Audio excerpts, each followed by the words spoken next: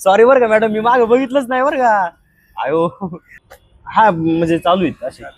तुमचं नाव काय? पिंगळे. हा हिला. सॉरी बरं का मॅडम, मी मागे बघितलंच नाही बरं का. आयो. अहो मॅडम, इथं बोलू शकता का तुम्ही?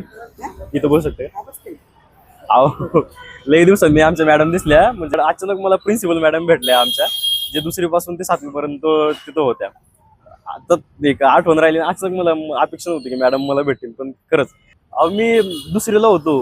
2री पासून ते 7वी पर्यंत आहे ना त्या शाळेत होतो, मराठी शाळेत खराबवाडीमध्ये. मी अपेक्षाच नव्हती केली. मी किती वेळा तरी म्हणजे गेलेलो आहे बरं, किती वेळा तरी शाळेत मी दाखला वगैरे काढायला गेलेलो आहे, पण दुसरं कोणतरी होतं.